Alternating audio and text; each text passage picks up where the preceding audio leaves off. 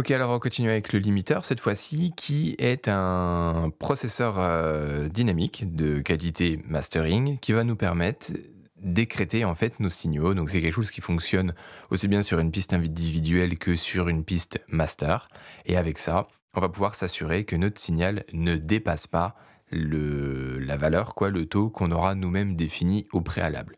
Donc en fait, limiteur, c'est ni plus ni moins qu'un compresseur avec un taux infini. Ici, c'est notre viewmètre. Ok. Donc quand on va voir le taux de compression, en fait, donc à partir de 0, ce qui dépasse de notre signal, on va avoir plusieurs modes. On va avoir stéréo ou gauche et droite. Gauche et droite, ça va agir comme si on avait deux limiteurs, en fait.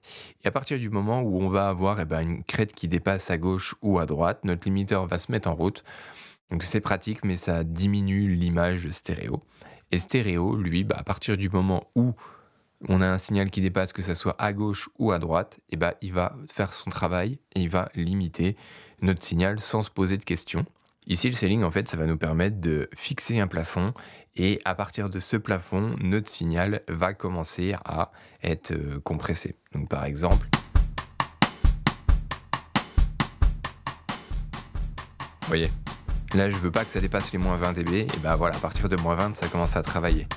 Si je veux pas que ça dépasse les 3 dB, voilà, ça dépassera théoriquement pas les 3 dB. Théoriquement.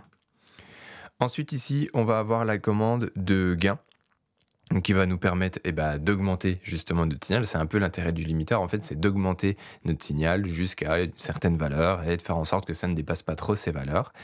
Et ici, on va avoir un paramètre qui va nous permettre d'affecter la rapidité à laquelle le limiteur va répondre aux signaux, d'accord, qui vont rentrer dedans.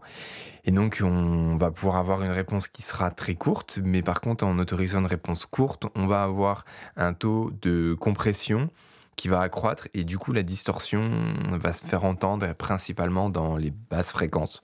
Ici on va avoir un taux de release, donc c'est le temps de relâche de notre limiteur. En général je le laisse en automatique, mais on peut le définir nous-mêmes. Et donc le gain. Donc par exemple si là j'augmente,